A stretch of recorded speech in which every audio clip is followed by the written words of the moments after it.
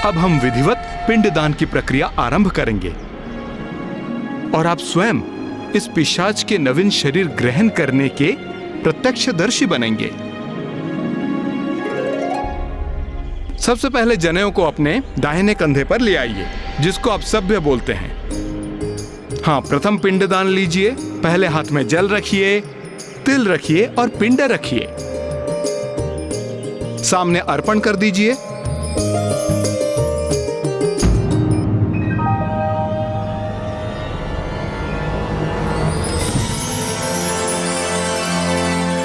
मेरा शीश। प्रथम दिवस के पिंडदान से यातना शरीर के शीश और कपाल का निर्माण होता है। द्वितीय दिवस के पिंडदान से यातना शरीर के ग्रीवा एवं कंधे उत्पन्न होते हैं।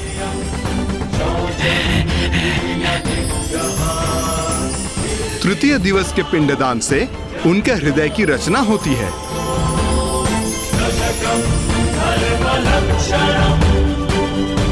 चतुर्थ दिवस के पिंडदान से उनके पेट और पृष्ठ भाग का निर्माण होता है। पंचम दिवस के श्राद्ध से नाभि का निर्माण होता है। छठम दिवस के पिंडदान से कटी प्रदेश का निर्माण होता है। सप्तम दिवस के पिंडदान से गुई भाग का निर्माण होता है। अष्टम दिवस के पिंडदान से उरु का निर्माण होता है। नवम दिवस के श्राद्ध से तालू और पांव का निर्माण होता है।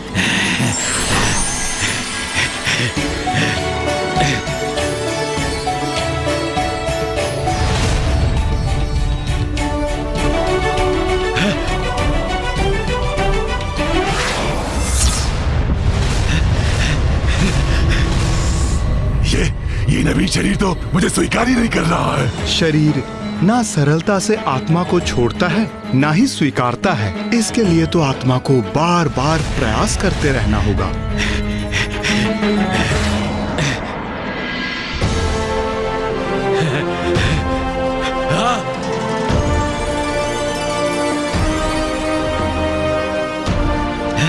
ब्राह्मण देवता, इनका तो संपूर्ण शरीर ही प्रस्तुत हो गया। तो फिर दशम दिन के पिंडदान से क्या होगा? उससे जो भी हो, तुम तो शीघ्र मेरा पिंडदान कर डालो पुत्र, क्योंकि अभी तक जो भी हुआ उससे बहुत प्रसन्न हूं मैं, क्योंकि मैं पुनः पूर्ववत हो गया हूं।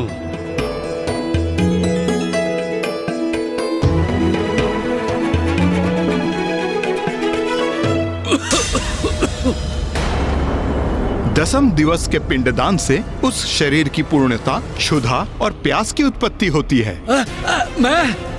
मैं भूखा हूँ। मैं प्यासा हूँ। मुझे भोजन चाहिए। मुझे जल दो। मेरा कंठ प्यास से झुलस रहा है। मृत व्यक्ति की आत्मा को जल की बहुत प्यास होती है।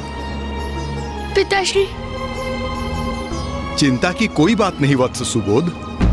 10वें दिवस के पश्चात 11वें और 12वें दिवस पिशाच भोजन ग्रहण करता है और वो भोजन आपके द्वारा दिया जाने वाला पिंड है। इसलिए आप पिंडदान कीजिए।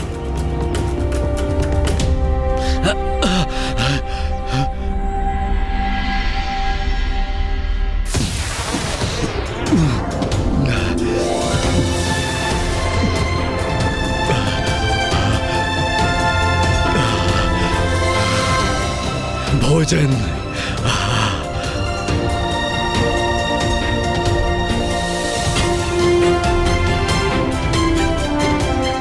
प्यास।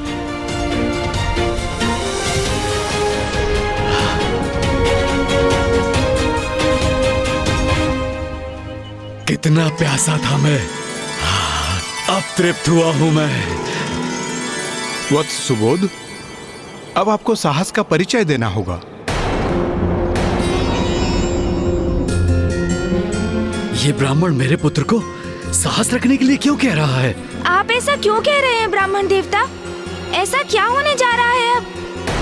वत्स सुबोध, अपने पिता को आप अंतिम बार देखने जा रहे हैं और इसके उपरांत उसकी यातना की उच्च लोकों की यात्रा प्रारंभ होगी, जो तुम्हारे पिता के लिए अत्यंत कठिन अनुभव होगा और जिसका साक्षी बनना आपको भी कष्टदायक होगा।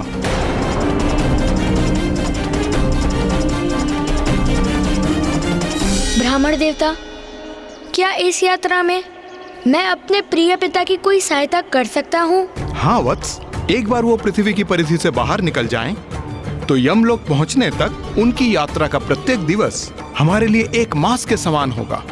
इसीलिए प्रत्येक मास को आप उनका पिंडदान करोगे। यमलोक पहुंचने के उपरांत उनका एक दिवस हमारे लिए एक वर्ष के समान हो जाएगा।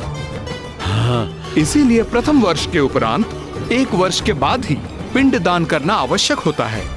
किंतु मेरे पिता की मृत्यु को 1 वर्ष तो बीत चुका है। तुम्हारे पिता की मृत्यु को 1 वर्ष पूर्ण होने के कारण हम उनके लिए मासिक पिंडदान अभी एक के बाद एक साथ ही संपन्न करेंगे। ये गया में ही संभव है वत्स, इसलिए अब 13वें पिंड का दान करेंगे। पिताश्री, मैं आपका पुत्र सुबोध संपूर्ण विधि विधान से आपका पिंडदान और श्राद्ध पूर्ण करूंगा, क्योंकि अब मैं आपको और कष्ट में नहीं देखना चाहता हूँ। इसीलिए अब जो भी परिणाम हो, आप विश्वास रखिए पिताश्री, मैं संपूर्ण विधियों को संपन्न कर आपकी मुक्ति की प्रार्थना करूंगा।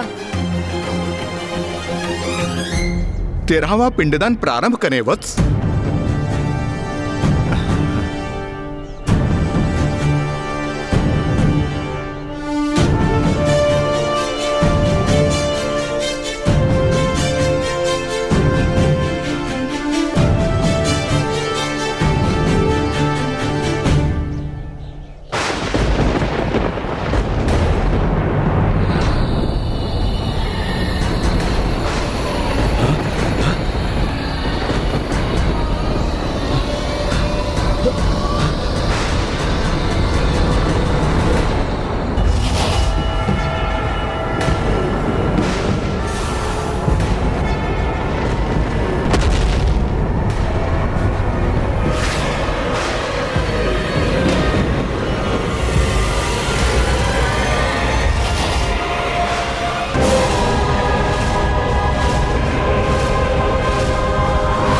तेरहवें पिंडदान के साथ आत्मा को यमदूत बंदी बनाकर ले जाने के लिए आते हैं।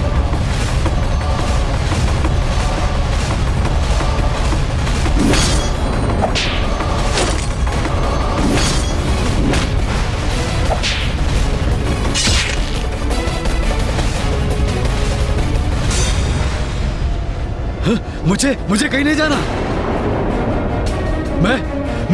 मैं पिशाच योनि में ही कुशल हूँ। चलना तो तुम्हें अवश्य होगा। अपने पापों का परिणाम भुगतकर पर्वती जीवन में प्रवेश करने। पाप? मैंने कोई पाप नहीं किया। आप किसी अन्य ज्ञानरी को लेने आए होंगे। भूलवश मुझे दंड देने आ गए। हाँ, मैं तो एक मात्र पिशाच हूँ। और वैसे भी इस पिशाच योनि में अनेकों यातनाएं सह चुका हूँ मैं। तो और क्यों भुगतूं मैं? हाँ, और क्यों सहूं? नहीं, हाँ, मुझे कहीं नहीं जाना। ये आपने क्या किया गणेश जी? मुझे ऐसी मुक्ति थोड़ी चाहिए। हाँ, मुझे नहीं चाहिए ये यातना शरीर। मैं पिशाच बनकर ही कुशल हूँ। आप कह दीजिए इन यमदूतों को मुझे छोड़ दे और चले जाएं यहाँ से। मैं आपके साथ कैलाश लौट चलूंगा। वहीं किसी वृक्ष की शाखाओं में लटका रहूंगा। कह दीजिए इन्हें। हाँ हाँ। ज्ञानारी जी, आप अनंत काल तक पिशाच नहीं रह सकते। आपके पुत्र सुबोध ने आपका पिंडदान किया है, जिससे आपको पिशाच योनि से मुक्ति प्राप्त हो। और अब आपको मृत्यु उपरांत आगे के मार्ग पर जाना ही होगा। और इस कठिन यात्रा में आपका सहायक बनने हेतु सुबोध प्रत्येक मास आपका पिंडदान करेगा। ये सब आपका ही षड्यंत्र है ना? आपको क्या था ना, इस यात्रा में मुझे कष्ट होगा। मेरे जीवन में भी आपने मुझे दंडित किया, उससे संतुष्ट नहीं हुए आप। मृत्यु के बाद भी मुझे दंडित करना चाहते हैं आप? नहीं भैया, उन्हें जो कहना है उन्हें कहने दीजिए। वो अभी भयभीत है और जब भी उन पर भय छाता है तो वो उचित अनुचित का भेद भूलकर कुछ भी कह जाते हैं।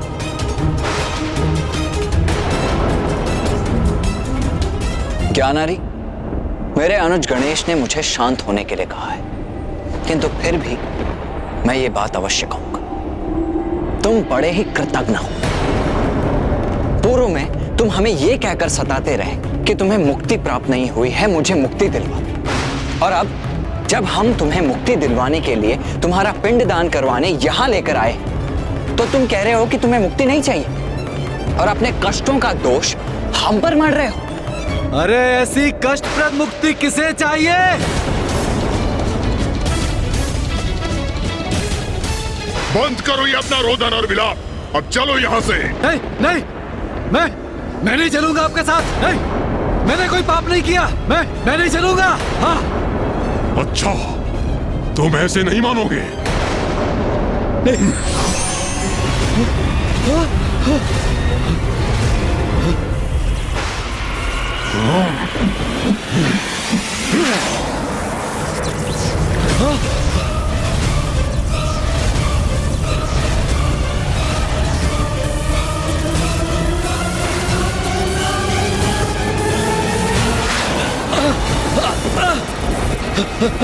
नहीं पुत्र सुबोध, पूजा के स्थान से उठने पर पूजा अधूरी मानी जाती है, इसीलिए तुम्हें ही नहीं, हम सभी को भी यहाँ स्थित होकर रहना होगा।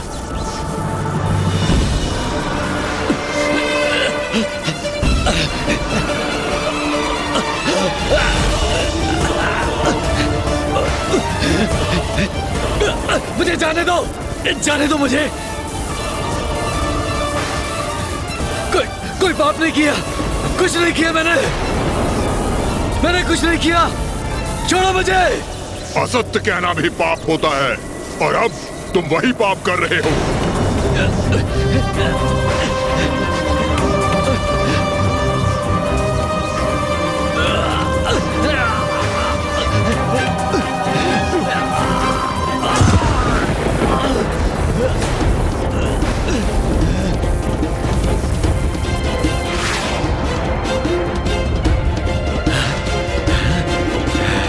तुम हमारा बहुत समय व्यर्थ कर चुके हो ज्ञानारी, और हमारा समय व्यर्थ हो ये हमें कदापि स्वीकार नहीं।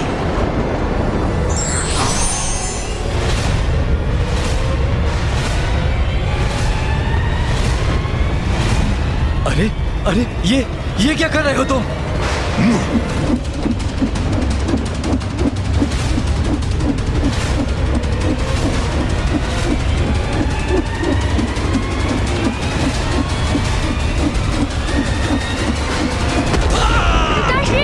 ज्ञानारी जी,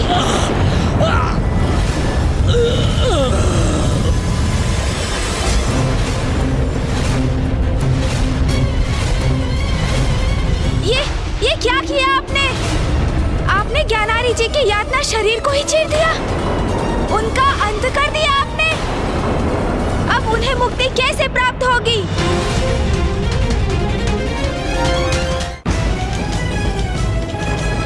ये कैसा अनर्थ हो गया यहाँ?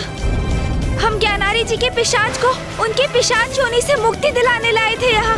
उनका पिंडदान संपन्न होने से वो प्राप्त भी हुई उन्हें और उन्होंने यातना शरीर धारण किया, किंतु तभी आप दोनों ने उनका वध कर दिया। प्रणाम प्रथम पूज्य गणेश जी। यहाँ जो भी हुआ वही होने का विधान है। हमने कुछ भी अनुचित नहीं किया। यातना शरीर यातना पाने के लिए ही धारण किया जाता है। ज्ञानारी ने अपने जीवन में जो भी पाप कर्म किए हैं उसके दंड स्वरूप उसको यातना भोगने के लिए ही ये यातना शरीर दिया गया है। किंतु आपने तो उसका अंत कर दिया है, फिर अब वो कैसे दंडित होगा? प्रणाम देव सेनापति कुमार कार्तिकेय। मृत्यु की असहनीय यातना अनेकों बार सहेगा ये। इस भयंकर यंत्रणा के बाद पुनः और यंत्रणा देने के लिए इसे बार बार पुनर्जीवित करेंगे। किंतु इनके यातना शरीर को इस प्रकार जीवन मरण के चक्र में क्यों डालेंगे आप? दुरात्मा है ये। अपने जीवन में अनेकों पाप किए हैं इसने। ऐसे पापियों के पाप कर्म का यही परिणाम होता है। बार बार मृत्यु का कष्ट भोगेगा ये। जब तक अपने पापों का समुचित दंड नहीं प्राप्त कर लेता तब तक ऐसे ही अपने पापों का दंड भोगता रहेगा। ऐसी भयंकर यंत्रणा देकर इसे यमलोक लेके जाएंगे हम। इसका कण कण हाहाकार कर उठेगा।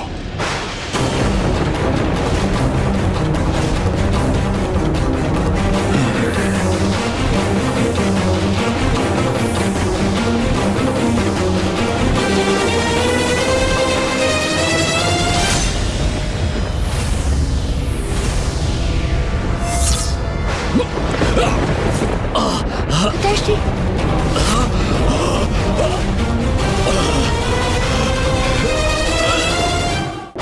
अपार पीड़ा का अनुभव हो रहा है मुझे। जैसे जैसे किसी ने खड़क से मेरे वक्ष पर वार कर दिया हो, किंतु मेरे शरीर पर कोई घाव शेष क्यों नहीं? मुझे इतना कष्ट क्यों हो रहा है? नवीन प्राण अवश्य फूकेंगे इसके शरीर में, किंतु पूर्व के कष्ट निरंतर सताएंगे इसे। जैसे जैसे आगे बढ़ेगा मृत्यु भोगेगा, जीवित होगा, उसकी कल्पना मात्र से इसका हृदय कांप उठेगा। ऐसी यातनाएं सहेगा ये। इन यातनाओं का कष्ट इसका पीछा नहीं छोड़ेगा। उन कष्टों का निरंतर अनुभव करेगा ये, जो प्रत्येक यातना के बाद और बढ़ते जाएंगे। इसीलिए तो कहा जाता है कि दुराचारी हंसते हंसते पाप कर्म में लिप्त रहते हैं, अपने पाप कर्मों का विचार नहीं करते और वो ये मानने की भूल करते हैं कि ईश्वर की दृष्टि उन पर नहीं है। और जो ईश्वर के अस्तित्व को नकार जाने का दुस्साहस करते हैं, समय आने पर इतनी यातना उनको भोगनी पड़ती है कि वो रुदन करते करते थक जाते हैं, उनके अश्रु सूख जाते हैं, पर उनके कष्ट कम नहीं होते।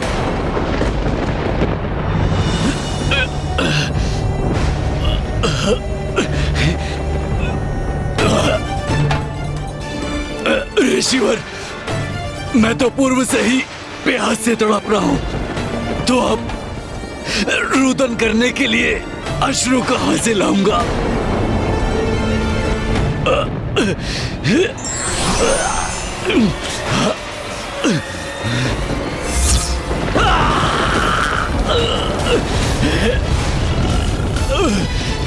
ज्ञानारी जी, अब तो आपके लिए यही एकमात्र मार्ग शेष है। इसलिए संघर्ष कर इस प्रक्रिया में बाधा उत्पन्न करने का प्रयास मत कीजिए। दुर्भाग्यवश जो पाप आपने किए हैं, उनका परिणाम भुगतना तो आपके लिए अनिवार्य है ज्ञानारी जी। अब चलो हमारे साथ। जितना विश्राम प्राप्त होना था हो चुका। आगे का मार्ग अत्यंत ही कठोर है।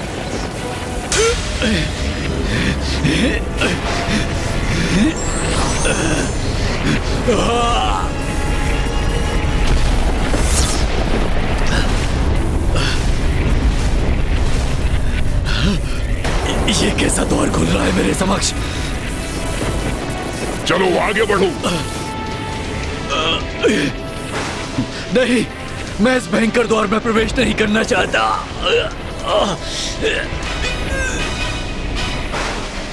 गणेश जी,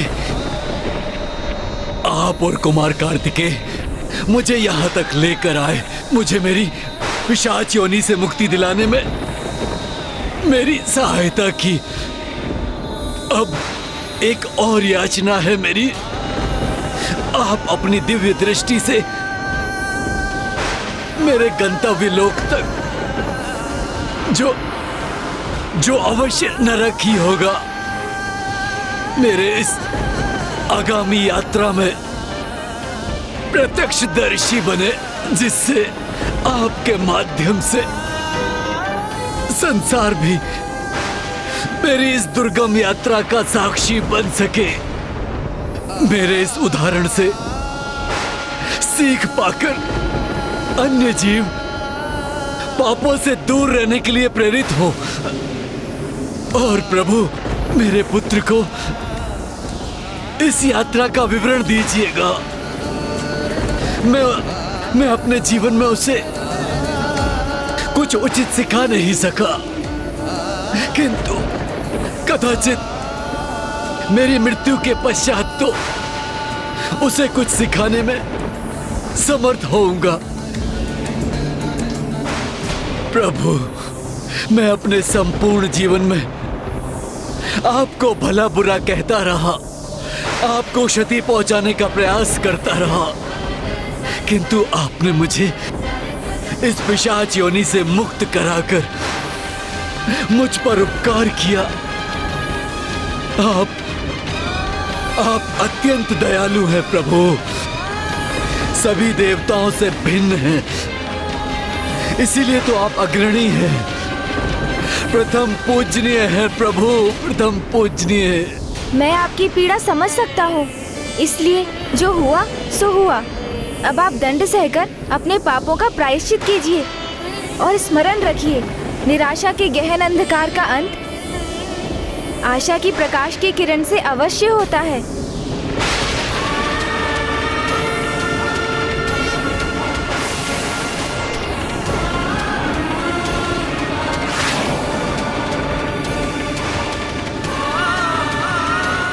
ज्ञानारी जी के जीवन की यात्रा तो समाप्त हो गई, किंतु अब तो यात्रा आरंभ हुई है।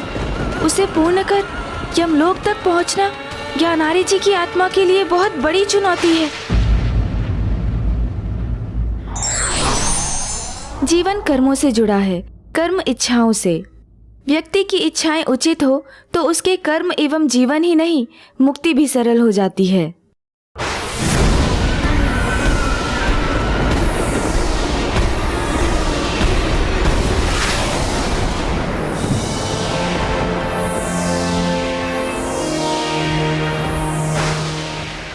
अब हमें आज्ञा दीजिए गणेश जी और कार्तिकेय जी, हमें ज्ञानारी को आगे लेकर जाना है। किंतु आप दोनों इन्हें कहाँ लेकर जाएंगे? पृथ्वी लोक से यमलोक के इस दीर्घ पथ को महापथ कहते हैं गणेश जी। इसकी आत्मा को यातना शरीर के साथ महापथ पर पड़ने वाले 16 पुरों के पार लेके जाएंगे हम। 16 पुर? किंतु इन पुरों में आत्मा के साथ क्या होता है? प्रत्येक पुर में मृत आत्मा अपने कर्मों के अनुसार फल भोगती है। जीवन में सत्कर्म करने वाली आत्मा को सुफल प्राप्त होता है और दुरात्मा को यहाँ पग पग पर भयंकर दंड प्राप्त होते हैं। ऐसे कष्ट जिनमें से एक को भी भोगने पर आत्मा चित्कार कर उठती है। कहीं प्रचंड अग्नि में भस्म होता है वो, तो कहीं अन्य भक्षक जीव उसके शरीर के अंगों को नोच नोच कर अपना आहार बनाते हैं। कहीं उस पर अस्त्र शस्त्र शिलाओं आदि से प्रहार होता है, तो कहीं उसे कांटों कंकड़ आदि से भेदे जाने पर विवश होना पड़ता है। इन सब में उसका यातना शरीर पकड़े हुए सांप की तरह छटपटाता है, किंतु पग पग पर भयंकर कष्टों को सहकर दारुण स्वर में विलाप करते हुए आगे बढ़ने पर लाचार होता है।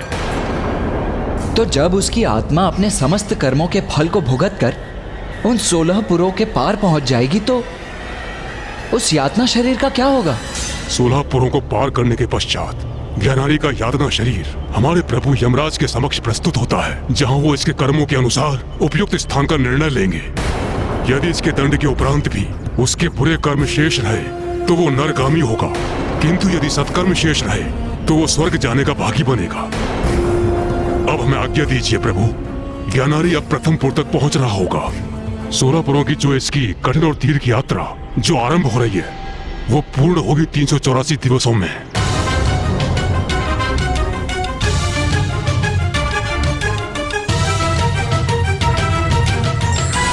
384 दिवस? इतनी दीर्घ यात्रा? किंतु मैंने तो माँ को वचन दिया था कि मैं शीघ्र अतिशीघ्र लौटूंगा। भैया, आपको तो ज्ञात ही है। हम ज्ञानारी जी को शीघ्र मुक्ति दिलाने का प्रयास करेंगे, जिससे शीघ्र यहाँ आकर आपको एवं पिताश्री को मिलाने का प्रयास कर सके। माँ, ऋषि जगश्वी भी मरणासन अवस्था में है। माँ अकेली है। हमें पिताश्री को भी काशी लौटाने का कोई उपाय ढूंढना है, किंतु यहाँ भी ज्ञानारी और सुबोध के भले के लिए ज्ञानारी जी को दिए वचन से बंध गया हूँ मैं। उनकी यात्रा संपन्न होने तक यहीं रहना होगा मुझे। अब इस दुविधा को कैसे सुलझाऊं मैं? यहाँ भी कैसे रहूं और काशी लौटकर माँ को दिया वचन कैसे पूर्ण करूं मैं? ओम नमः शिवाय। ओम नमः शिवाय। ओम नमः शिवाय। ओम नमः शिवाय। ऋषिवर, प्रभु शीघ्र ही लौटते होंगे। ओम नमः शिवाय। स्वामी, पुत्र गणेश और कार्तिकेय शीघ्र यहाँ लौटेंगे और फिर वो आपके अंश को यहाँ मुझ तक लाने का कोई उपाय अवश्य ढूंढ लेंगे।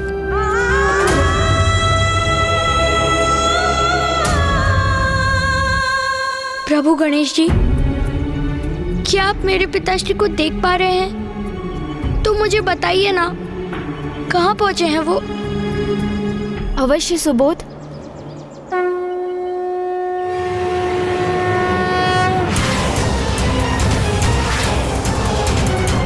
हाँ वत्स सुबोध, मैं अपनी दिव्य दृष्टि से ज्ञानारी जी को देख पा रहा हूँ। वो एक अनंत अंधकार की गहराई में गिरते चले जा रहे हैं। नहीं नहीं नहीं! क्या हुआ गणेश? अब क्या देखा तुमने?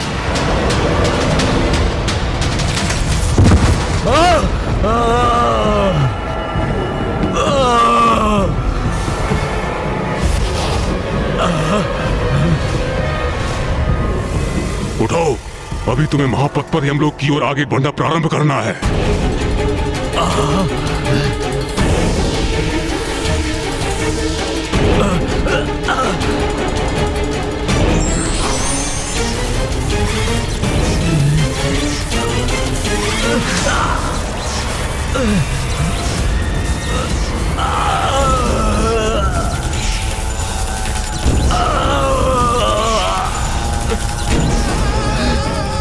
छोड़ दो मुझे, छोड़ दो, क्षमा करो मुझे, इतनी भीषण पीड़ा नहीं सह सकता मैं। छोड़ दो, दया करो मुझ पर, दया करो, छोड़ दो, हाँ छोड़ो, छोड़ दो मुझे, छोड़ो, छोड़ो। अब यमदूत ज्ञानारी जी को अपने पाश में बांधकर कांटों, बांबियों और कंकड़ से भरे मार्ग पर घसीटते हुए ले जा रहे हैं। पुत्र सुबोध, अब आपके पिता एक नदी के तट पर पहुंचेंगे।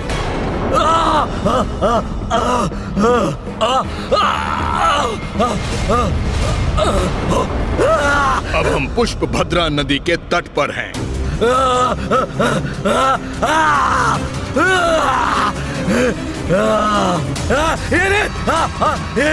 अग्नि की समान ताप है इसका।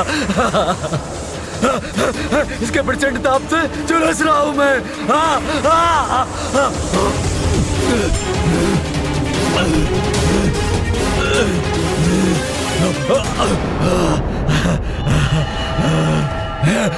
जल जल जल,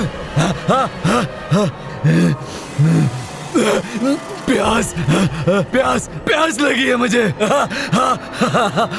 जल दे दो मुझे, बहुत बहुत प्यास लगी है। पुत्र, अब आपके पिता का यातना शरीर पुष्पभद्रा नदी के तट पर पहुंच चुका है, जहां आपके द्वारा दिया गया पिंडदान उनका भोजन बनेगा और तर्पण का जल प्राप्त होगा।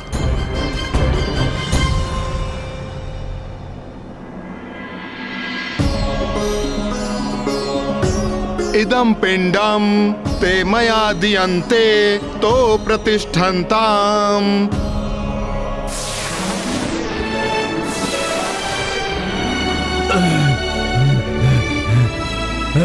भूख भूख और प्यास तो मिट गई, किंतु किंतु किंतु मेरा कष्ट नहीं मिटा। मेरा संपूर्ण तन कष्ट में है। तो जैसे पुनः मृत्यु के मुख में प्रवेश कर रहा हूँ। अभी से इतना विलाप कर रहे हो? अभी तो तुम्हारी यात्रा आरंभ भी नहीं हुई ज्ञानारी।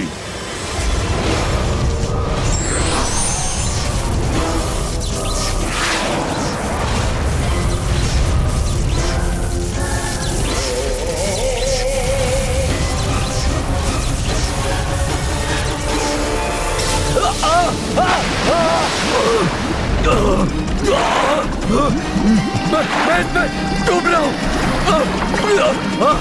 ये जल तो अपने ताप से प्रताड़ित कर रहा है मुझे।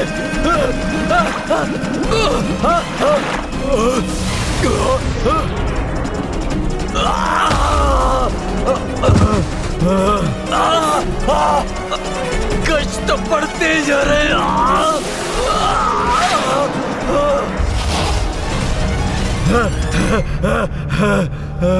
क्षमा करो मुझे, दया करो मुझ पर।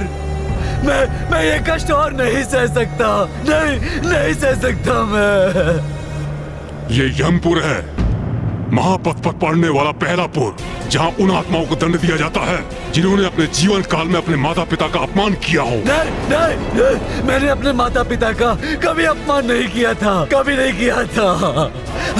हमने तो सम्मान किया है, सम्मान, कभी अपमान नहीं किया। ज्ञानारी जी, यमदूतों से असत्य वचन कहना व्यर्थ है, उनसे आपका कोई सत्य छिपा नहीं। क्या हुआ प्रभु गणेशी? मेरे पिता कुशल तो है ना? नहीं वत्स सुबोध, अब वो याम्यपुर पहुंच गए हैं, जहां उन्हें अपने एक पाप का भीषण दंड प्राप्त होगा।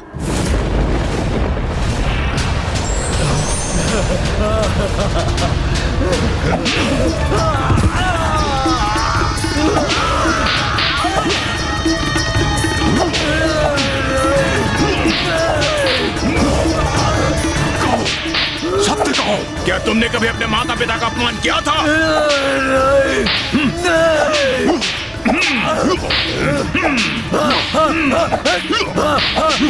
किया था। बहुत बुरा पुत्र था मैं। जब बाल्यावस्था में था, अपने पिता का अपमान और तिरस्कार करने का अपराध किया था मैंने। मुझसे भूल हो गई, मुझे क्षमा करो मुझे। और कोई अपराध और कोई पाप नहीं किया मैंने। तो क्या आप दोनों मुझे यमराज के समक्ष प्रस्तुत करेंगे?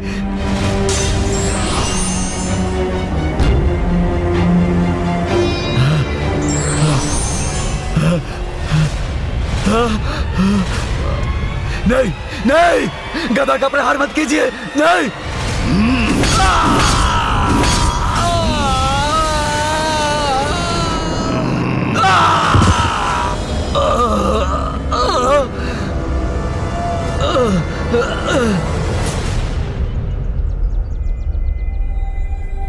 गणेश, अब क्या अपनी दिव्य दृष्टि से तुम कुछ देख पा रहे हो? ज्ञात नहीं भैया, वहाँ क्या हो रहा है? वहाँ तो सर्वत्र अंधकार छाया है, मुझे कुछ दिखाई नहीं दे रहा है भैया वहाँ।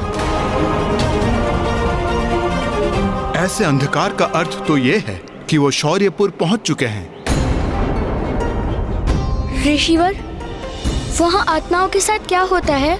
ऐसा सुना जाता है वत्स कि शौर्यपुर के राजा अत्यंत भयंकर हैं और उसके दर्शन मात्र से आत्मा भयभीत हो जाती है और कुछ यातना शरीर तो वहां से आगे बढ़ने में असमर्थ हो जाते हैं।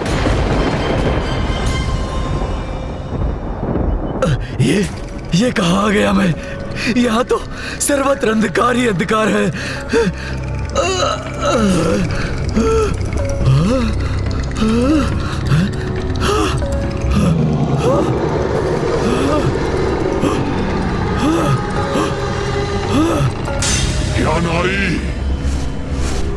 क्या नारी, क्या तुमने अपनी मनुष्य योनि में कोई सत्कर्म कार्य किए थे?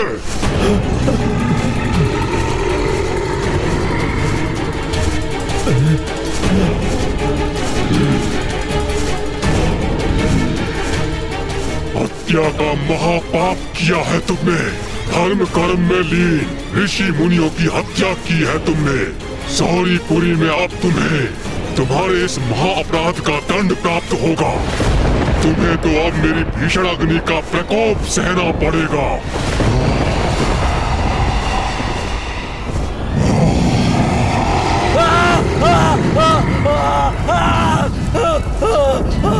मैं इस अग्नि से भस्म हो रहा हूँ। क्षमा करो मुझे, क्षमा करो। मैंने अपने जीवन में इतने दुष्कर्म क्यों किए?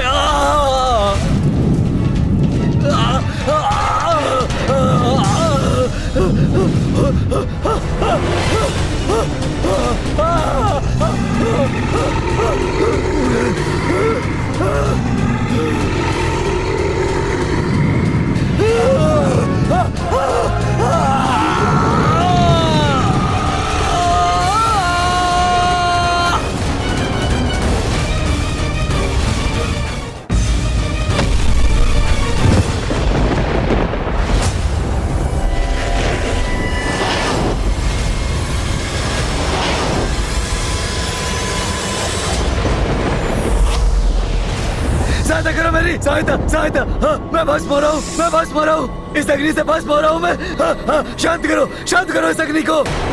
हाँ, हाँ, हाँ, अग्नि तो शांत हो गई, किंतु उसका कष्ट और पीड़ा अभी भी हो रही है मुझे। ऐसा प्रतीत हो रहा है जैसे इस अग्नि से तप रहा हूं मैं। जल जल जल जल जल दो मुझे बहुत बहुत प्यास लगी है। चार देवंग रागण गुणगण विशेषण इदम विशिष्टायम स्वपुण्यतिदो इदम पिंडम ते मया दियन्ते तो प्रतिष्ठन्ताम। चलो उठो, तुम्हारा विलाप सुनने का व्यर्थ समय नहीं है हमारे पास। अभी हमें आगे बढ़ना है, नागेंद्र भवन पहुंचना है। 2 क्षण का तो अवकाश दे दो मुझे, तनिक विश्राम करने दो। तुम जैसे पापियों के लिए कोई विश्राम नहीं है। चलो आगे बढ़ो, नहीं तो तुम पे वार करके आगे चलने पे विवश करेंगे।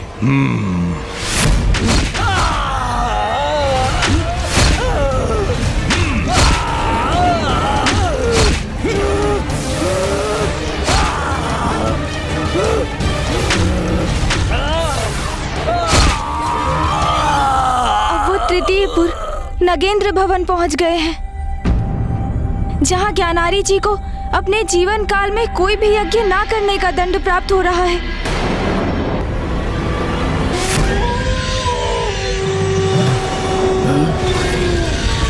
ये भेड़िए, ये कहाँ जाएंगे मुझे?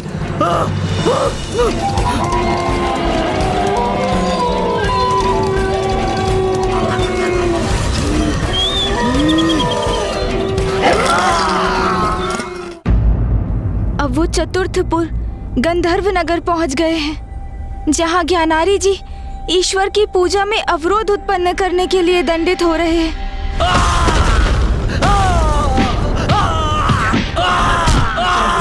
अब वो पंचमपुर शैलागमपुर में है, जहां ज्ञान कर्म और धर्म के मार्ग से भटकने का परिणाम भुगत रहे हैं ज्ञानारी जी। नहीं, प्रहार मत कीजिए, नहीं नहीं नहीं।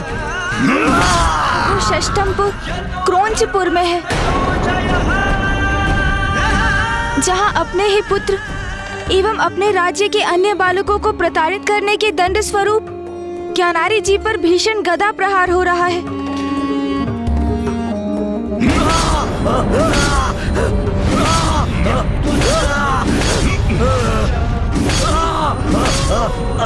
अब वो सप्तमपुर क्रूरपुर को पार कर 8वें पुर विचित्र भवन में है, जहां ज्ञानारी जी को तपते कोयले के अंगार पर स्थित होकर स्त्रियों के अपमान का दंड भोगना पड़ रहा है।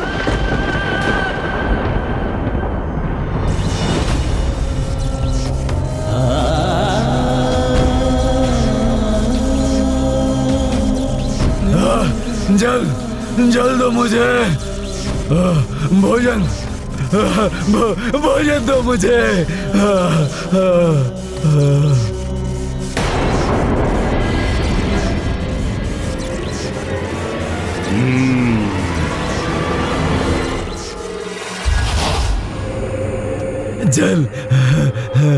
जल दो मुझे, भोजन दो मुझे, मुझे बहुत प्यास लगी है, जल दो मुझे। हम वैतरणी नदी के तट पर पहुंच चुके हैं।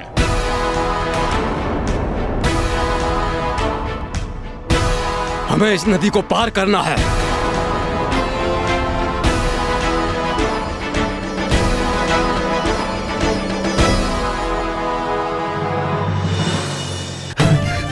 मेरे कष्टों में कुछ तो विराम होगा अब। इस नदी को पार करते समय मैं इस नौका पर तनिक विश्राम तो कर सकूंगा।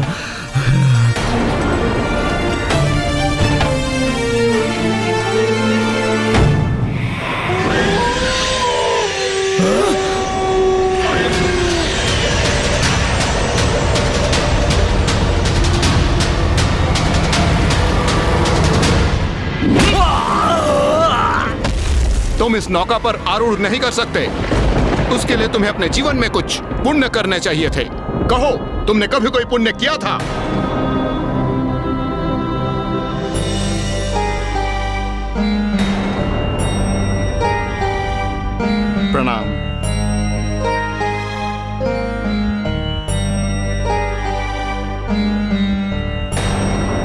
मेरे साथ ऐसा अन्याय क्यों? हाँ?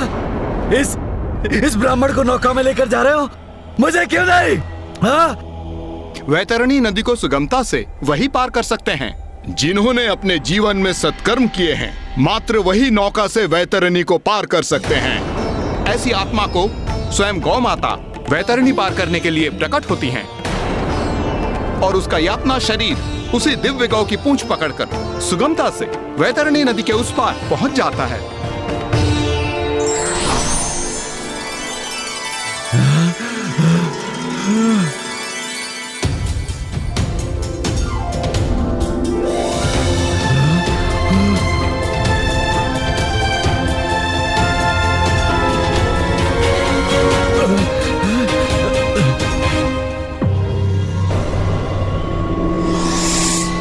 क्या तुमने अपनी जीवन में कभी सत्कर्म या गोदान का पुण्य कमाया है? नहीं। तब तुम्हें कोई अधिकार नहीं इस नौका पे आने का। मैं ये वैतरणी नदी कैसे पार करूंगा? मेरी यात्रा कैसे पूर्ण होगी?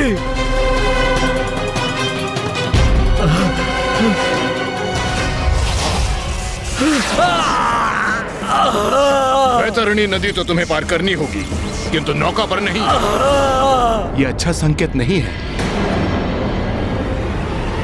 किंतु क्यों ब्राह्मण देवता? क्योंकि अब यहाँ से वैतरणी नदी प्रारंभ हो गई और ये वैतरणी नदी तो मांस मदिरा का आहार करने वाले जीव जंतुओं से भरी पड़ी है।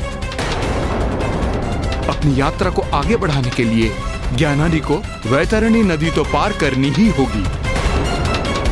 किंतु इस प्रयास में उनकी यातना शरीर की यदि मृत्यु हो गई तो यमदूत उसे पुनः जीवित करके उनकी ये यात्रा पुनः प्रारंभ करेंगे। ज्ञानारी जी को बिना प्राण खोए एक ही प्रयास में वैतरणी नदी को पार करना होगा, अन्यथा यमदूत उन्हें बार बार जीवित करते रहेंगे और ज्ञानारी जी को आरंभ से पुनः अपनी यात्रा आरंभ करनी होगी। धन संपदा, माया और मोह सब पीछे छूट जाता है। साथ जाता है व्यक्ति का धर्म, कर्म और ईश्वर की सच्ची भक्ति। ज्ञानारी, वैतरणी नदी तो तुम्हें पार करनी होगी, किंतु नौका पर नहीं। और यदि तुम्हारा यातना शरीर मध्य में ही निष्प्राण हो गया तो तुम में पुनः प्राण डाला जाएगा। ये जल नहीं, लहू प्रतीत हो रहा है।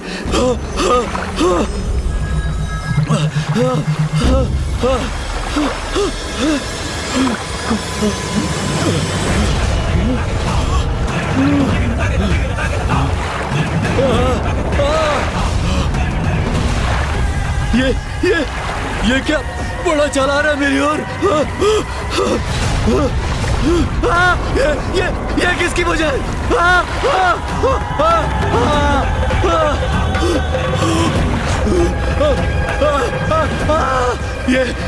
ये कैसे भयंकर नदी है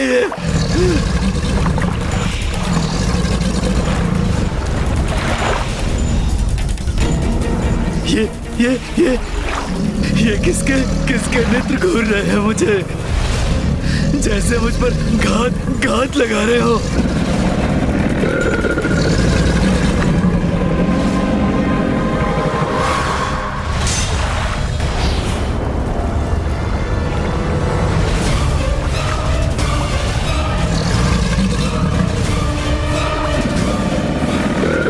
रक्षा करो, कोई तो रक्षा करो मेरी। वैतरणी सरलता से वही पार करता है जो अपने जीवन में सत्कर्मों के साथ गौदान भी करे। दुरात्माओं को तो यहाँ गौदान का भी कोई लाभ नहीं होता। उन्हें तो अपने पापों के भीषण दंड भुगतने ही पड़ते हैं यहाँ। इसलिए मनुष्य को अपने जीवन में धर्म से नहीं भटकना चाहिए।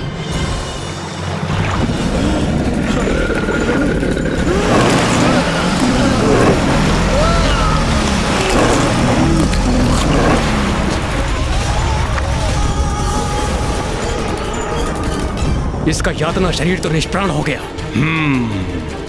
इसे पुनः प्राण देंगे तभी तो ये जीवित अवस्था में कष्ट भोगते भोगते वैतरणी पार कर पाएगा।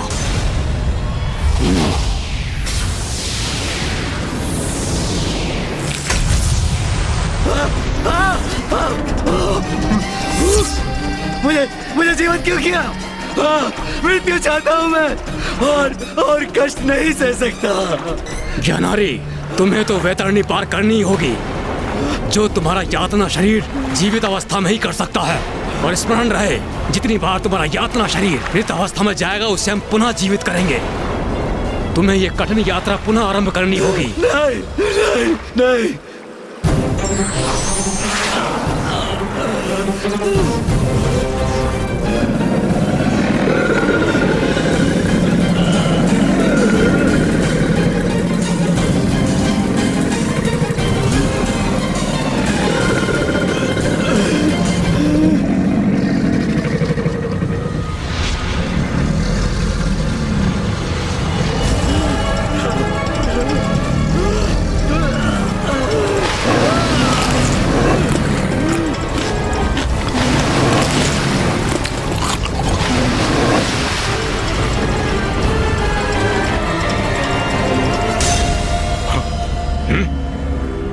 ये ज्ञानारी कहाँ चला गया? प्रतीत होता है ज्ञानारी का यातना शरीर यातना सहते सहते निष्प्राण हो गया, किंतु उसे पुनः अपनी कठिन यात्रा आरंभ करनी होगी।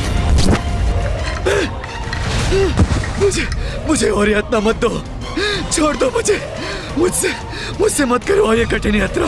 तो अंततः इसने वैतरणी पार कर ही ली। अपने जीवन में मैंने अच्छे कर्म किए होते तो ऐसी दुर्दशा ना होती मेरी।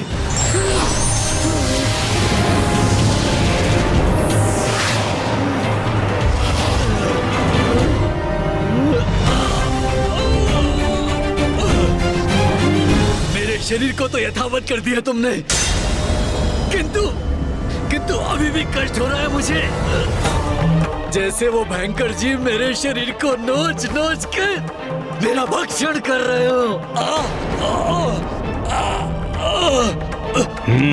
मुझे बहुत प्यास लगी है।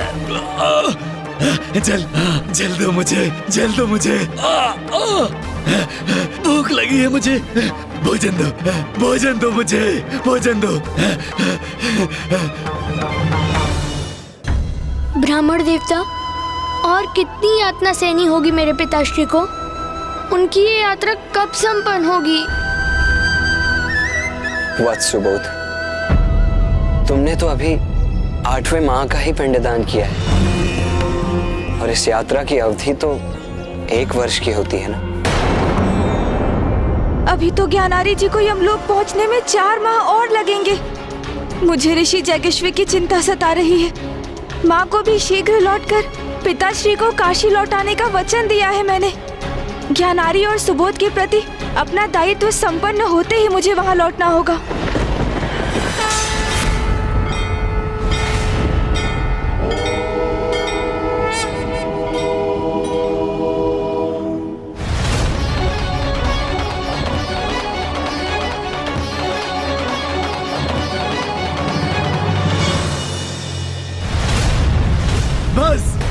बस और नहीं, मैं ये और नहीं कर सकता। बस। जब अपने जीवन में पाप कर्म कर रहे थे, तब तुम कहते कि नहीं, मैं नहीं कर सकता, तो आज तुम इतने कष्ट के भागी नहीं बनते। किंतु हम अभी तो महापद के अर्ध स्थान पर ही हैं। अभी तो तुम्हें और कष्ट सहने होंगे। अभी हम नवेपुर ब्रह्म पथ पर पहुंचेंगे, जहां तुम्हें और दंड मिलेगा। नहीं। अपनी प्रजा को आतंकित करने का, अपनी शक्ति से उन्हें अपने समक्ष झुकने को विवश करने का दंड देने हेतु यमदूत ज्ञानारी जी पर परित प्रहार कर रहे हैं।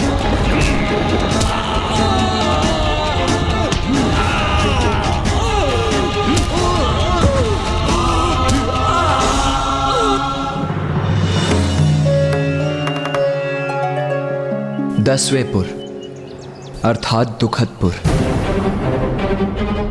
अपने राज्य के वृद्ध जनों को अपना दास बनाकर उन्हें पीड़ित करने का दंड प्राप्त हो रहा है उसे। अब ज्ञानारी जी 11वें नानाक्रंदपुर में प्रवेश कर मदिरा पान कर निर्बलों पर अत्याचार करने के कारण वे यातना पा रहे हैं।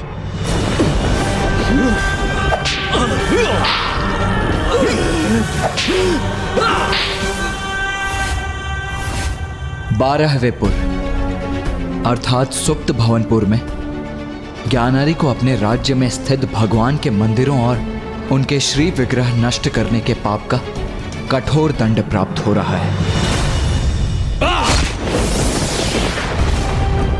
13वें और 14वें पुर रौद्रनगर और पर्योवर्षण में ज्ञानारी जी को स्वयं को ईश्वर घोषित करने का दंड दिया जा रहा है।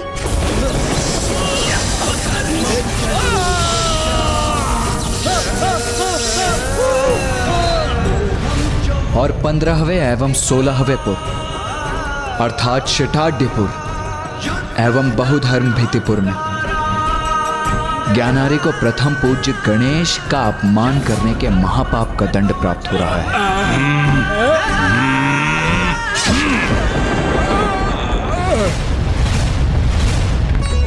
अदपूर्वचारित दिवंग ग्रहागण गुणगण विशेषण इदम विशिष्टायाम स्वपुण्यतिदो इदम पिंडम ते मया दियन्ते तो प्रतिष्ठन्ताम। प्रभु गणेश जी, अब तो मेरे पिताश्री सभी 16 को पार कर चुके, तो अब तो उन्हें उनके कष्टों से छुटकारा प्राप्त होगा ना? तुम्हारी यात्रा आरंभ हुए 1 वर्ष की अवधि बीत चुकी है। देखो, वहाँ देखो ज्ञानारी।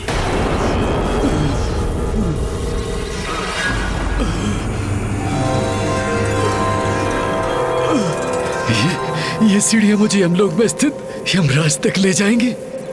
ज्ञानारी, अब हम यमलोक के बहुत निकट पहुंच चुके हैं। अब तुम्हें तीव्र से ये सीढ़ियां चढ़कर यमराज तक पहुंचना होगा। किंतु यदि तुमने ये सीढ़ियां चढ़ते हुए अपना संतुलन खोया तो तुम नीचे गिर जाओगे और तुम्हें पुनः ये सीढ़ियां चढ़नी पड़ेगी। ज्ञानारी जी अब अपनी यात्रा के अंतिम पड़ाव पर हैं। एक बार ज्ञानारी यमलोक पहुंच जाए तो यमराज को ज्ञात हो जाएगा कि वो अपने समस्त पापों का दंड भुगत चुका है और तब वो उसके साथ उचित न्याय करेंगे, है ना? हाँ कुमार कार्तिकेय, गणेश जी, ये सत्य है कि ज्ञानारी इन 16 पुरों की यात्रा में अपने अनेक पापों का दंड प्राप्त कर चुका है, किंतु उसकी यात्रा का ये अंतिम पड़ाव सबसे कठिन और चुनौतीपूर्ण होगा। किंतु ऐसा क्यों ब्राह्मण देवता? यमलोक की सीढ़ियों पर ज्ञानारी की सबसे कठिन परीक्षा होगी कि ये जो प्रायश्चित कर रहा है वो वास्तव में कर रहा है या कष्टों को कम करने के लिए दिखावा मात्र कर रहा है। यदि उसका प्रायश्चित सत्य है तो सीढ़ियां चढ़कर आगे बढ़ सकेगा, अन्यथा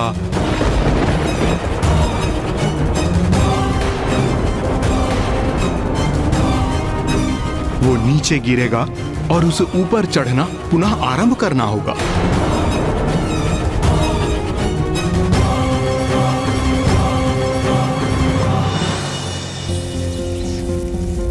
इतनी यातना सहने के पश्चात सीढ़ियां चढ़ना सरल प्रतीत हो रहा है। अब तुम्हें पाश से बांधने की आवश्यकता नहीं है। वैसे भी यहाँ से तुम कहाँ भागोगे? तो बताओ ज्ञानारी, क्या अपने जीवन में किए गए पाप कर्मों का पश्चाताप है तुम्हें? हाँ है, पश्चाताप भी है, ग्लानि भी है अपने अपने सभी पापों को लेकर। अब मैं ऊपर चढ़ूं?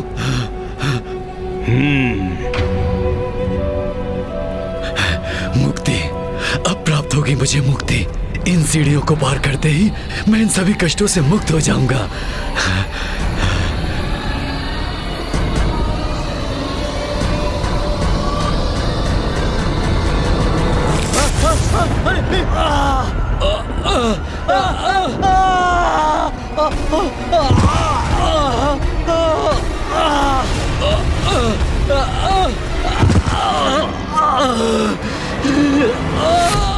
ज्ञानारी जी संतुलन खोकर नीचे गिर गए। अंततः हुआ वही जो ब्राह्मण देवता जगराव जी ने कहा।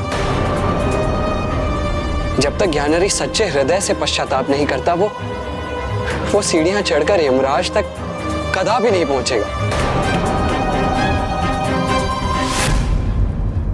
क्या हुआ ज्ञानारी? तुमने अपना संतुलन खो दिया, नीचे गिर गए। तुम तो अपने पापों के लिए पश्चाताप से भरे हो ना, तो ऊपर क्यों नहीं चढ़ पाए? गिर क्यों गए?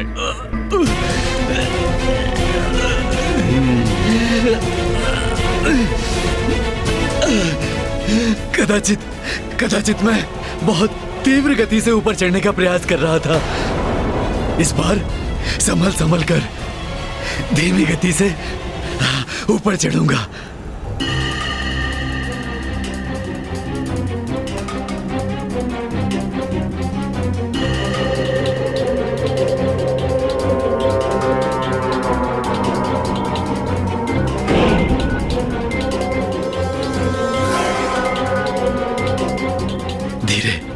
धीरे धीरे आगे बढ़ूंगा तो अवश्य अपना संतुलन बनाए रखने में और ऊपर यमराज के समक्ष पहुंचने में सक्षम होऊंगा मैं, जो मेरे साथ न्याय कर मेरे आगामी लोक को निर्धारित करेंगे।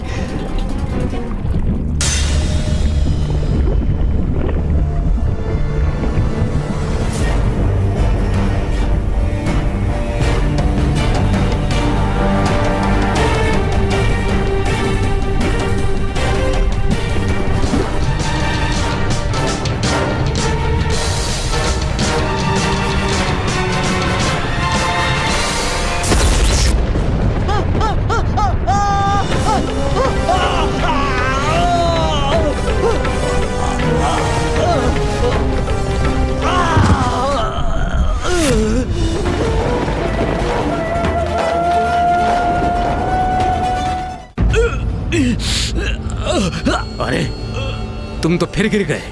ज्ञानारी सत्य कहो, तुम वास्तव में पश्चाताप का अनुभव कर रहे हो ना?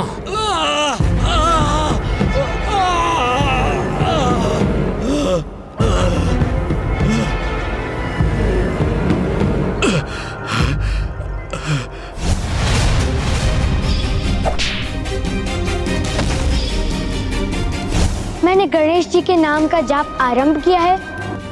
आप मेरा सुझाव माने तो आप भी मेरे साथ गणेश जी के नाम का जाप आरंभ कीजिए। बहुत सुंदर और मधुर है उनके नाम का जाप। ओम गण गणपते नमः।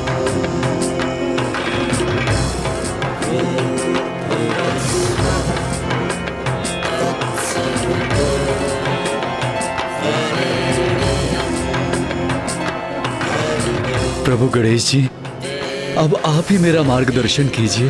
ओम गणेशाय नमः। ओम गणेशाय नमः। ओम गणेशाय नमः। उस गणेश से अपने पिता का प्रतिशोध लूंगा। फेंको इस मूर्ति को, अन्यथा मैं स्वयं उठाकर इसे फेंक दूंगा। मैं त्रिलोक विजेता, मैं ही सत्य हूँ, मैं ही ईश्वर, मैं ही सत्य हूँ, मैं ही ईश्वर। फेंको इस मूर्ति को। गणेश का तो मैं वध करूंगा ही, मैं ही सत्य हूँ, मैं ही ईश्वर। बहुत बड़ा पापी हूं मैं, अनेकों पाप कर्म किए हैं मैंने। मैं तो भयंकर दंड का भागी होने योग्य हूं। अपने जीवन में मैंने पुत्र, पिता, पति होने के किसी भी दायित्व का अथवा जीवन के किसी भी धर्म का पालन नहीं किया। दुर्बलों को सताया, उन पर अत्याचार किया। प्रथम पूज्य गणेश जी का अपमान करने का घोर पाप किया है मैंने।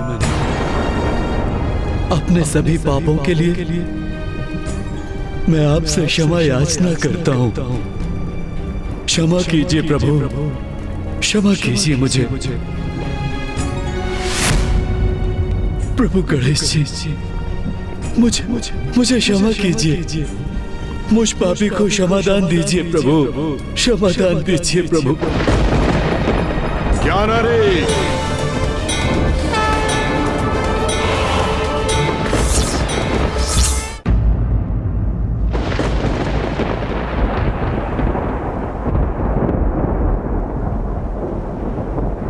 प्रणाम यमराज।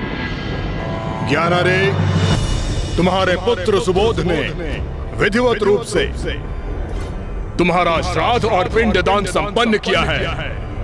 तुम्हारे पापों के लिए यमलोक मार्ग सोलापुर में तुम्हें उसका दंड भी प्राप्त हुआ है। अब मुझे ही निर्णय लेना होगा कि मैं तुम्हें कहां भेजूं।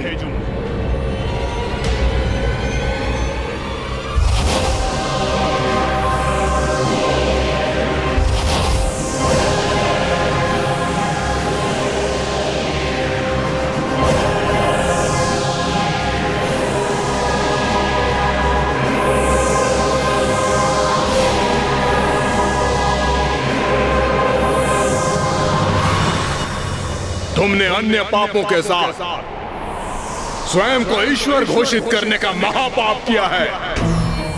उसका दंड तुम्हें भोगना ही होगा ज्ञानारी। यमराज, आज तक मैं अपनी मुक्ति के पीछे भागता रहा, किंतु मैं उसके योग्य नहीं हूं।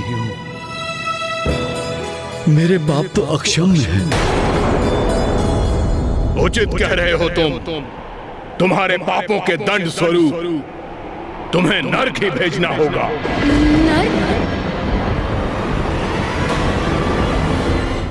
धन्यवाद, धन्यवाद यमराज, धन्यवाद।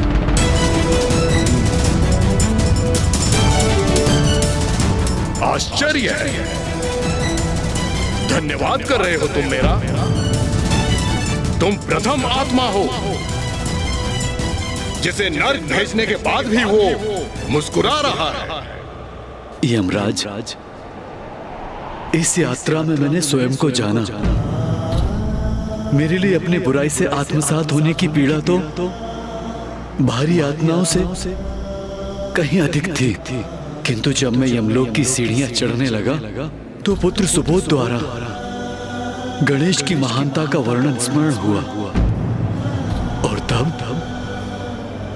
मैंने गणेश जी का ध्यान किया और अब प्रथम बार मुझे सत्य में आंतरिक शांति का अनुभव हुआ।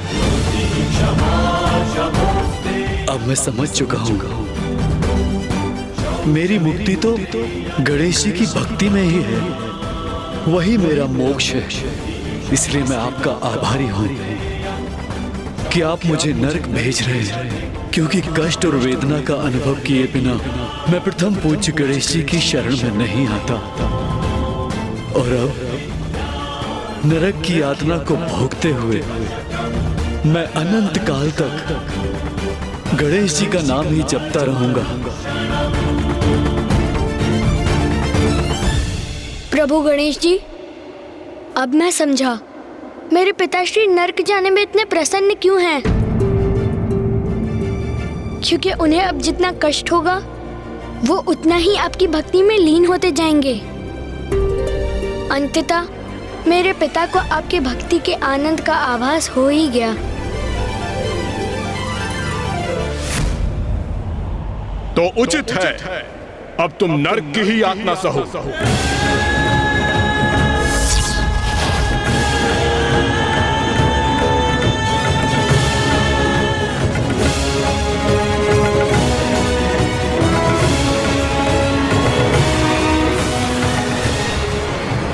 रुक जाओ ज्ञानारी, रुक जाओ ज्ञानारी, रुक जाओ।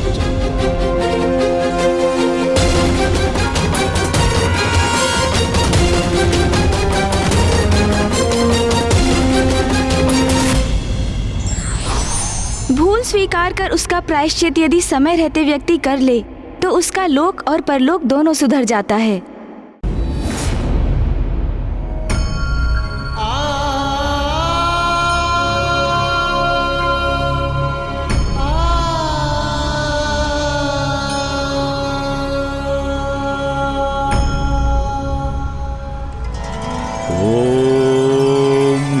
गणपते नमः।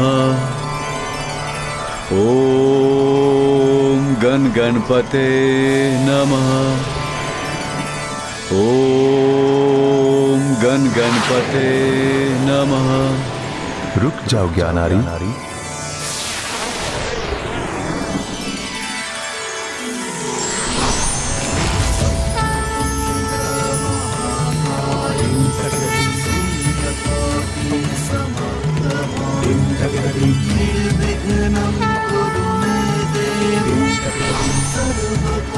प्रणाम महागणाधिपति। प्रणाम महागणपति जी। प्रणाम महागणाधिपति जी। ज्ञानारी, तुम्हारा उद्धार तो उसी दिवस हो गया था जिस दिवस मेरे अंश प्रथम पूज्य गणेश के हाथों तुम्हारा अंत हुआ था। किंतु तुम्हें तुम्हारे बुरे कर्मों के लिए इस यातना भरी यात्रा का भागी तो बनना ही था। किंतु पापी होने पर भी गणेश ने तुम पर कृपा की, तुम्हारे श्राद्ध और पिंडदान में तुम्हारी सहायता की, और अब जब तुम अनेक कष्ट सहकर भक्ति के मार्ग पर अग्रसर हो चुके हो, मेरे अंश प्रथम पूज्य गणेश की भक्ति में लीन होने को प्रेरित हो, तो मैं तुम्हें आगामी कष्टों से मुक्त करता हूँ, जिसके फलस्वरूप पापियों को उग्र रूप में दर्शन देने वाले यमराज के सौम्य रूप के दर्शन होंगे तुम्हें।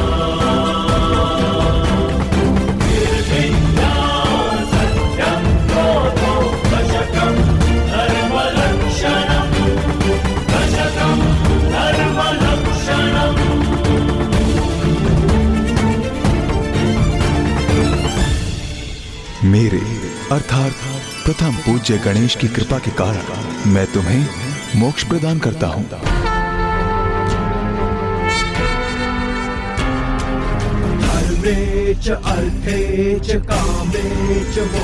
ओम गण गणपते नमः।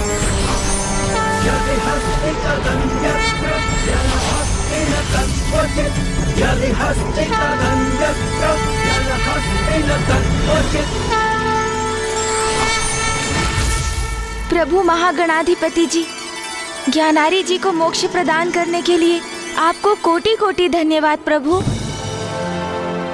वत्स सुबोध, श्री महागणाधिपति जी की कृपा से ही तुम्हारे पिता ज्ञानारी जी को मोक्ष प्राप्त हुआ है।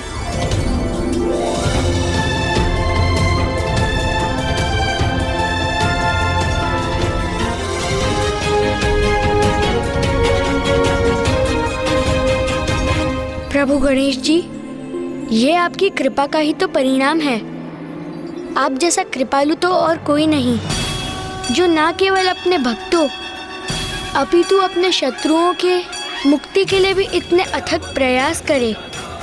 हे दयानिधान प्रथम पूज्य गणेश जी, मैं आपको शत शत नमन करता हूँ।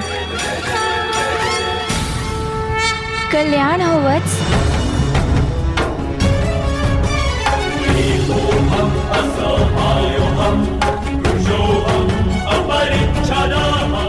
गुरुदेव, आपने ही मेरे भीतर गणेश जी के प्रति भक्ति की लौ जागृत कर मुझे उचित मार्ग दिखाया। आपकी इस कृपा के लिए मैं आपका किन शब्दों में धन्यवाद करूं? आयुष्मान भव पुत्र। वत्स सुबोध, शिष्य की सफलता ही गुरु का पुरस्कार होता है। तुम एक योग्य शिष्य हो और तुम्हारे भीतर भक्ति का वास तो सदा से ही था। मैंने तो मात्र तुम्हारा मार्गदर्शन किया है।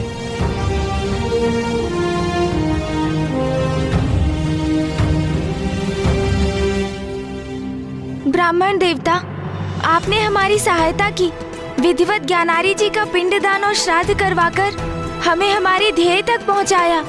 उसके लिए आपको अनेकों धन्यवाद ब्राह्मण देवता। धन्यवाद तो मुझे करना चाहिए प्रभु, क्योंकि ये तो मेरा सौभाग्य था। अब मुझे भी आज्ञा दीजिए गणेश जी। गुरुदेव। प्रणाम ब्राह्मण देवता।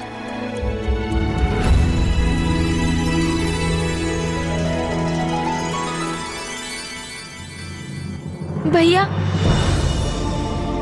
श्री महागणाधिपति जी की कृपा से ज्ञानारी जी की समस्या का समाधान तो हो गया, किंतु अभी उससे भी बड़ी उलझन को सुलझाना तो शेष है।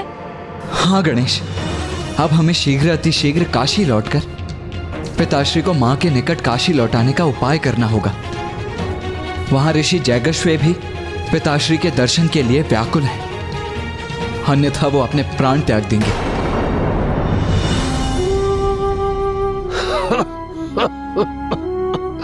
ओम नमः शिवाय।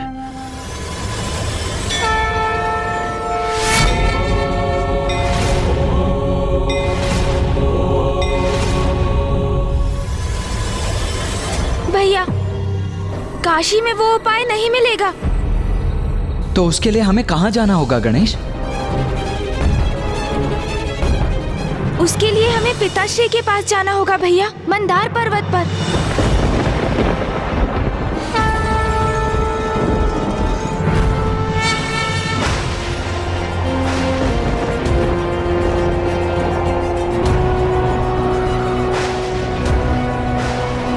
भैया, हम इस प्रकार कितनी देर तक चलते रहेंगे? आप अपने वाहन मयूर जी को क्यों नहीं बुलाते? वो अपनी उड़ान भर हमें शीघ्र मंदार पर्वत की चोटी पर पहुंचा देंगे भैया। उचित है गणेश। मयूर जी!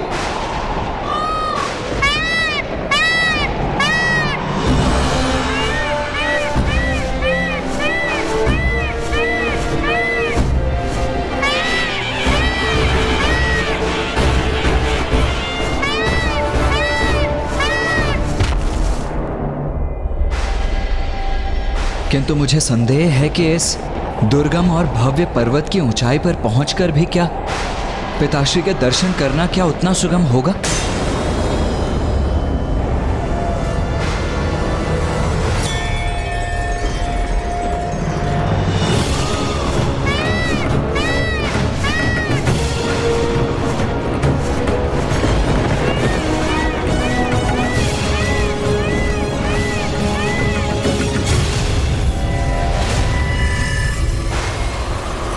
गणेश, ये हिम का बवंडर तो और भी प्रबल होता जा रहा है और ये तीव्र वायु प्रवाह हमें इस पर्वत की ओर ही ढकेल रहा है।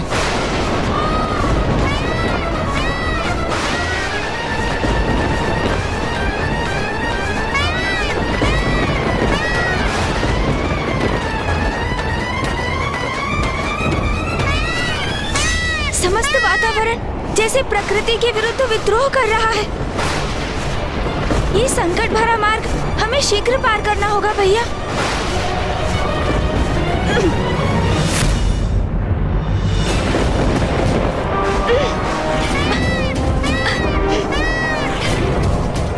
गणेश, इन काले मेघों में कुछ भी स्पष्ट दिखाई नहीं दे रहा है मुझे।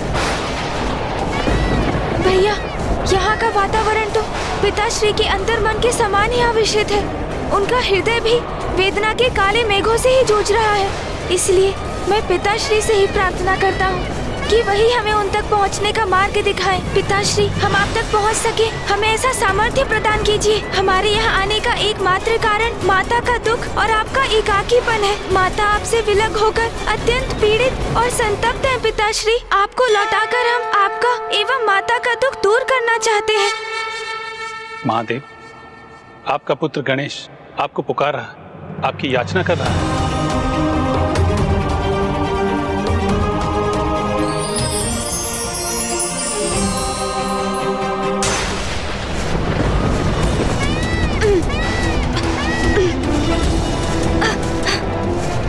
भैया संभालिए।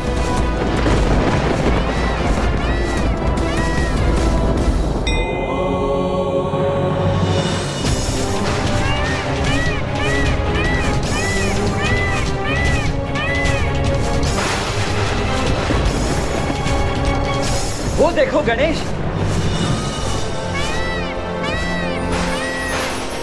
हाँ भैया, अर्थात पिताश्री ने हमारी प्रार्थना सुन ली और उन तक पहुंचने का मार्ग भी दिखा दिया।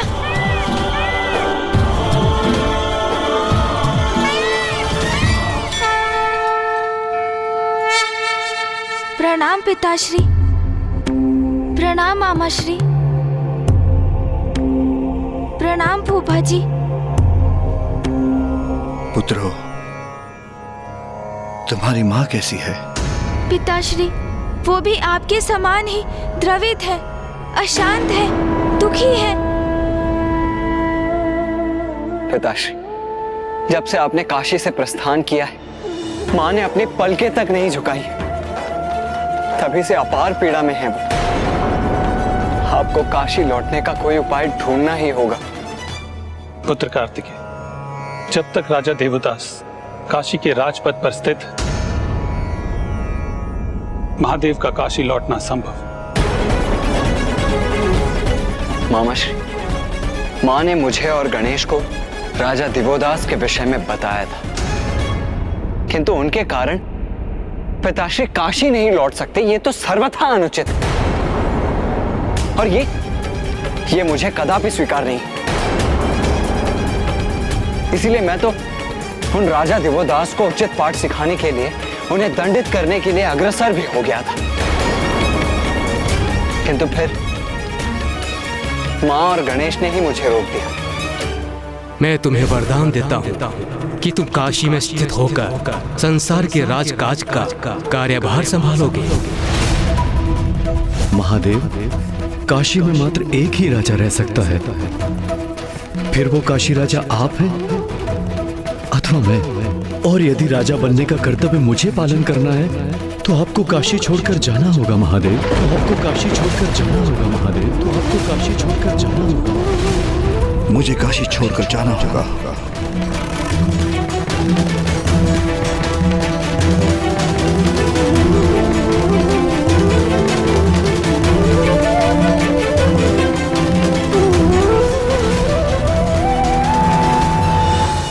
उचित किया तुम्हारी माँ ने। दंडित करोगे राजा दिवोदास को तुम, किंतु क्यों? क्या अपराध है उनका? अपने कर्तव्य के प्रति तन मन धन से समर्पित धर्म प्रिय न्याय प्रिय राजा है। आपने उचित कहा पिताश्री। कर्तव्य परायण है वो, धर्म परायण है। उनके राज में काशी में शांति है, धर्म है, न्याय है, समृद्धि है। किंतु काशी अपनी आत्मा से रिक्त है पिताश्री, क्योंकि अब वहाँ शिव नहीं है।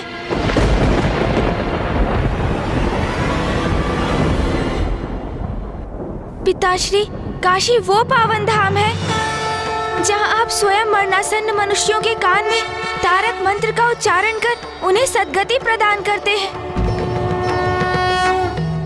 इसलिए समूचे ब्रह्मांड में सर्वाधिक विशिष्ट है काशी।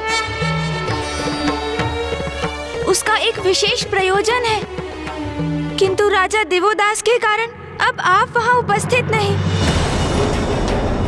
और इसलिए अब काशी में मनुष्य सद्गति प्राप्त करने से वंचित है पिताश्री। राजा दिवोदास अपना राजधर्म निभा रहे हैं और आप उनको दिए वचन का पालन कर धर्म का निर्वाह कर रहे हैं। किंतु आपके वो भक्त जो अपने अंत समय में अनेकों कठिनाइयां सहकर दूरस्थ स्थानों से आते हैं ताकि वो आपके दर्शन कर सद्गति प्राप्त कर सके, अब वो सभी भक्त निराश होने पर विवश हैं। उनको सद्गति प्राप्त नहीं हो पा रही है पिताश्री। वैसे काशी समृद्ध और सुखी प्रतीत होती है। राजा दिवोदास अपनी प्रजा के सुख दुख का ध्यान रख रहे हैं, किंतु यदि सूक्ष्मता से देखें तो उन्होंने आपको आपके भक्तों से दूर कर दिया है पिताश्री। ऋषि जगेश्वर जैसे भक्त जो आपके दर्शन से वंचित होकर अपने प्राण त्यागने के लिए प्रस्तुत है। महादेव, अब मेरे प्रश्न का उत्तर आप ही दीजिए पिताश्री। भगवान को भक्त से दूर करना कहाँ का न्याय है?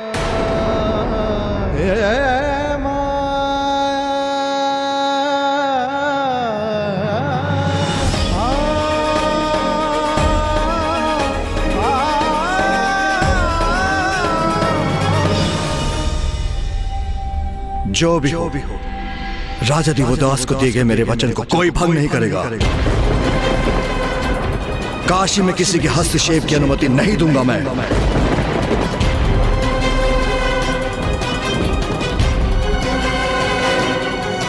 पिताश्री, कितनी रुचि से काशी की रचना की थी आपने। उसके प्राण तो आप हैं। आपसे विहीन होकर काशी प्राण विहीन हो चुकी है, और इससे तो संपूर्ण ब्रह्मांड में असंतुलन उत्पन्न हो रहा है। परिवर्तनशील संसार में यथा स्थिति का स्थायित्व वो कहाँ उचित है? जो राजा दिवोदास ने काशी में उत्पन्न कर सर्वाधिक हानि तो स्वयं की ही की है, क्योंकि मनुष्य योनि में जन्म का तो एकमात्र उद्देश्य है आत्मा को मोक्ष की प्राप्ति, आत्मा का आपसे परम ब्रह्मेश्वर से एकीकार होना। किंतु राजा दिवोदास क्या स्वयं अपनी आत्मा के उद्धार को नहीं रोक रहे हैं? बाल्यावस्था, ब्रह्मचर्य, गृहस्थ आश्रम और अंततः वानप्रस्थ, ये 4 आश्रम है मनुष्य जीवन के। किंतु राजा दिवोदास वानप्रस्थ में जाने के योग्य होकर भी गृहस्थ आश्रम में ही स्थित है। उससे मुक्त होकर आपके ध्यान में लीन होने का अवकाश कहाँ पाया है उन्होंने? पिताश्री, काशी आपका निवास है। आपने दिवोदास को अपने निवास में प्रवेश करने की अनुमति दी, किंतु सत्य तो ये भी है कि उनके काशी में प्रवेश से आपको ही अपने निवास से वंचित होना पड़ा। पिताश्री, आप हमें से किसी को राजा दिवोदास को समझाने की अनुमति दीजिए।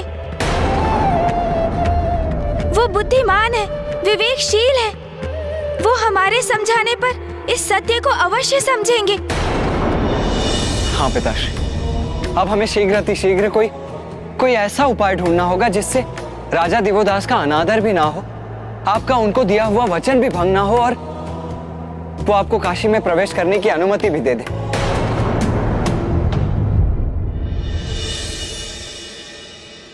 हमारे पास अधिक समय नहीं है पिताश्री, क्योंकि यदि हमने विलंब किया तो ऋषि जगेश्वर अपने प्राण त्याग देंगे और हम सभी पर ब्रह्म हत्या का दोष लग जाएगा।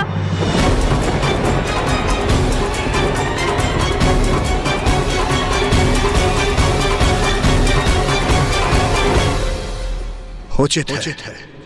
मैं तुम्हें इसका उपाय ढूंढने की अनुमति देता हूं, किंतु राजा दिवोदास को बलपूर्वक कोई विवश नहीं करेगा, उस पे किसी प्रकार की हिंसा का प्रयोग नहीं करेगा। महादेव, ब्रह्मदेव, नारायण, गणेश जी चिंता क्यों कर रहे हैं? आप मुझे देवदास को समझाने की अनुमति दें, मैं शीघ्र ही यह कार्य संपन्न कर दूंगा। उचित है इंद्रदेव, किंतु स्मरण रहे, कोई हिंसा, कोई अनुचित नहीं होना चाहिए। हम देवताओं को आपने एक लंबी अवधि से हमारी ही काशी से विलक कर रखा है देवता, किंतु अब समय आ गया है आपको उसका भारी मूल्य चुकाने का। इसका ऐसा उपाय करूंगा मैं कि ना बल का प्रयोग होगा और ना ही हिंसा, और राजा दिवोदास स्वयं महादेव को काशी लौटने की विनती करेंगे। सर्वेषां स्वस्ति भवतु, सर्वेषां शान्तिर्भवतु, सर्वेषां पूर्णं भवतु, सर्वेषां मंगलं भवतु।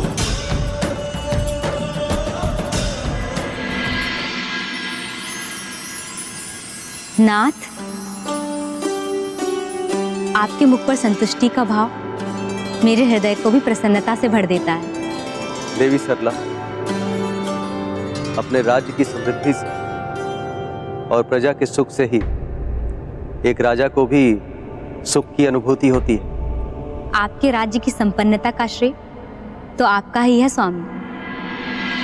सहस्त्रों वर्षों से इतनी तन्मयता, कुशलता और धर्मप्रायणता से राजकाज के दायित्व का निर्वाह जो कर रहे हैं आप, मेरा श्रेय तो इतना ही है देवी कि प्रभु की कृपा से ना कभी धर्म पथ से भटका और ना ही मेरे द्वारा किए जाने वाला यज्ञ कभी रुका।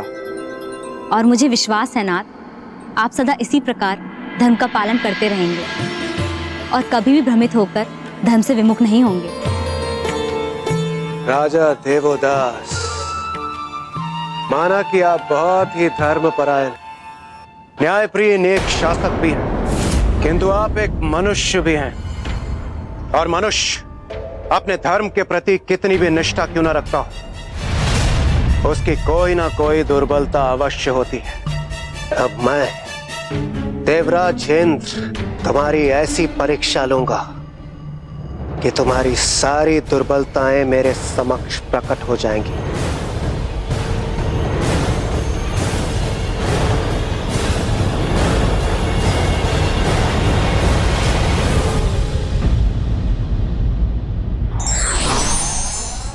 धर्म के मार्ग पर चलने वाले के समक्ष ईश्वर भी विवश हो जाते हैं।